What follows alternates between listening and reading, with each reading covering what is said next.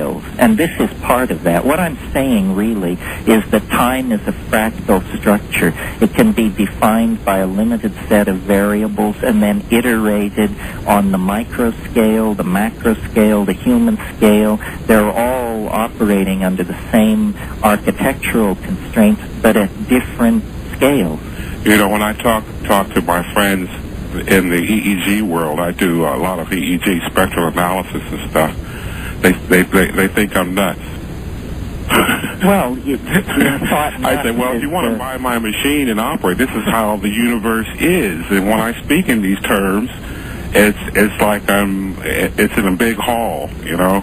Well, there's a lot of confusion in the sciences right now. The complexity people are not talking to the dynamics people. The poor materialists have all been crowded into biology. Meanwhile, over in quantum physics, they're talking like occultists.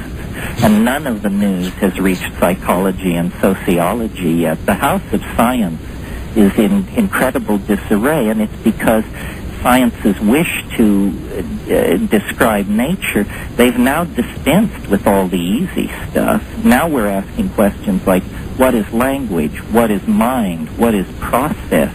These are very deep and difficult questions, and I think they're going to cause a revolution in the science and a reformation of its methods, or science is not going to be adequate to the game. Well, perhaps after some period of anarchy. Yes, well, that's what we're going through. East of the Rockies, you're on the air with Terence McKenna. Hello. Hello there. Hi. Hi. Hi, I just want to start by saying thanks. And I wanted to say it's an honor to speak to Terence. I'm a big admirer. Where are you, sir? I'm in St. Louis. My name is Alex. I'm 21 in St. Louis, Missouri. All right. Okay, and I wanted to start by actually commenting on a couple of things that have been said earlier this evening. One, I'm looking really forward to 2012, and I'm looking really forward to being part of human evolution and being in control of that, really. And I wanted to say about the throwing out of the rock that, you know, it seems kind of like that God has already thrown out the rocks on this planet, you know, and that is plenty as is. You know, that is the way things are. That's the planet as we have it, and that should be plenty of knowledge as is, you know, for us to understand everything. And I've had some experience with psychedelics, and I'm not finished yet, far from actually. And but the truth to it is that my own personal belief is that you achieve true enlightenment after being sober and meditating in sobriety and getting inside yourself. The truth is not outside; it's inside. That's a very interesting point, Terence. Let me ask you a question. Do you contemplate the possibility that your trip will be complete before 2012? In other words, your personal trip, that you will conclude at some point that you've done as much as you need to do and know what you need to know and don't need to do it anymore? I can imagine that. What I would like to do is take my ideas and turn them over to a general community of interested people and let the chips fall where they may. You know, science is the only human endeavor where you actually get points for proving you're wrong. And I love that approach. I'm not interested in pontificating or building dogma or founding a cult. I'm interested in the ongoing adventure, which is a collective adventure, of generating ideas, testing them against reality and the evidence, discussing them with other people, and then going on to build better ideas. And I cannot believe that Time Wave Zero is finished or complete because I have finished with it. I'm hoping that, like work done by greats in the past, this thing can actually be validated as a real insight into how nature works. Right, well, that would have been an arrogant attitude, and I'm glad to see you're not displaying it. Yes, I would like to see this thing broken on the wheel of rational discourse, or progressively advanced to new levels. All right. West of the Rockies, without a lot of time left, you're on the air with Terence McKenna. Hello. Hi, this is Dan from Northern California. Hi, Dan. Hi, quick question, Terence. Yeah. On your book, Food of the Gods, talked about early proto-hominids encountering, psychotropic plants, I guess psilocybin, Right. and that, being sort of the catalyst for this, incredible leap of human consciousness.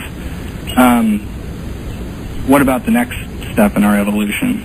Do you see it coming through some sort of psychoactive substance that we either have yet to develop or encounter? Well, I think that we have encountered these things. I think the enormous creativity of the last half of the 20th century is a direct consequence of the rise of psychedelic chemistry and the breakdown of barriers between cultures.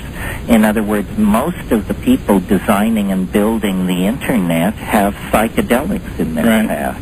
Most of the people in the music business, in fashion, in media, in scientific research, medical research, architecture, the dirty little secret about the creativity of 20th century civilization, at least in the last half of the 20th century, is that it rests so firmly on a psychedelic base, and yet we deny that. I've got one final question I've got to pose to you with regard to our discussion on the Internet. I interviewed Charles Osman, an expert in nanotechnology.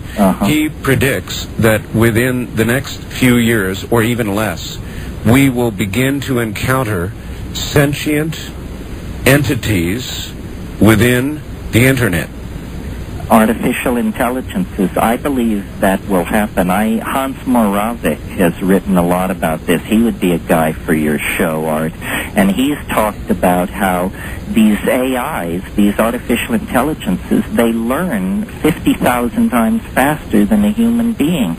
Well, you turn one loose on the Internet where it can talk to all these computers, it can make 50,000 years of progress in 1 year. Moravec thinks we're not even going to know what hit us when these things come into being. Listen, time as we must measure it is coming to a close.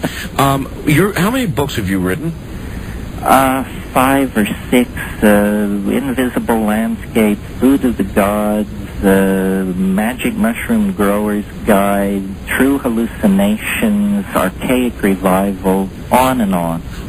Where do people get these? Regular bookstores? Oh, yeah. They're Bantam and HarperCollins, so any decent bookstore has them or can order them. All right. Suppose somebody would like to send you email on the Internet. Now, be careful here. Okay, here it comes. HCE@well.com. That's HCE, think here comes everybody, at well.com. HCE@well.com. Right. That's so appropriate. Here comes everybody, indeed. Do you are you able to answer the majority of the communications? I try. It may be short. I'm getting about 70 email messages a day. What you're going to do to me, Art, I can't even imagine. But I will make a valiant try. Conciseness counts. All right, it does indeed, and people should understand that with the volume you're about to get, it may be brief. Terence, what a pleasure it has been. Again, we will do it someday. If they don't toss you into the volcano first, we'll do another interview one day. How about it? Well, I'm worried they may toss you after this one, but if you're there, I'll be here. All right, Terence, done. Okay. Thank you, my friend. Bye-bye. Take care. From the big island of Hawaii, he's headed back up to his mountain. And me, I may be headed for the volcano. Who knows?